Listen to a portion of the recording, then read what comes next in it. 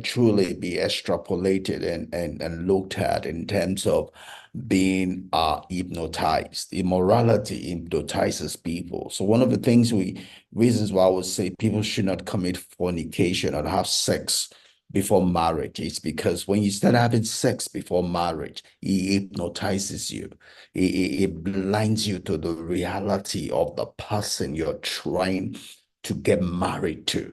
When you have sex before marriage, right, it tends to blur out, the weaknesses of the person you are courting. Rather, the part of courting is to confirm that which you that if that seeming first hypnotises that you had, right? When we use the word heaven came down and glory filled my soul. Yet you got unraveled.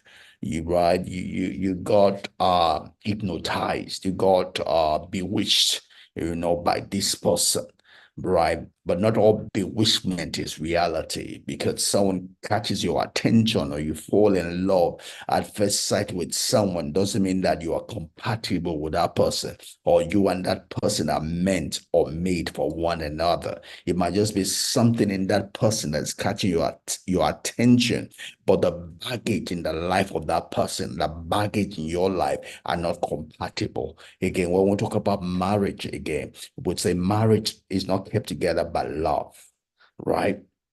Yes, or maybe we use the word not love only, right? People don't live together just because they love one another. They live together because they make the decision to be committed to one another, right? They make a decision to learn what it takes to live with one another. They make the decision, right, to be able to look away from the disadvantages, the shortfalls, and be willing to build one another, be willing to stay for that person to grow, right? It's not just the feeling, it's the reality of the decision, right? That keeps marriage together, right? So you want to make that decision before you then fully engage. You enter into that contract, because when you enter in that contract, right, the intent is to be for the forevers, right? You want someone that is willing to work together with you, someone that is willing to make compromises just because of you,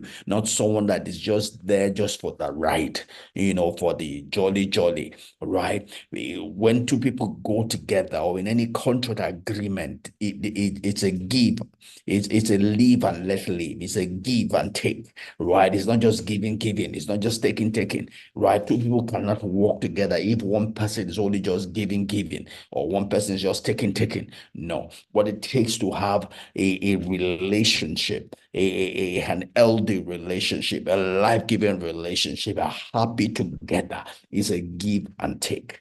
Give and take, give and take, right? It takes sacrifice to be engaged with someone, to have a relationship with someone, so sometimes, and you need to see that in the person you're trying to spend your forevers to, before you fully commit in the place of a marriage, but when you start having sex, when you start being unraveled, by the sexuality of the other person, sometimes that beclouds your judgment. That blinds you to the reality of what you are about to get into, right?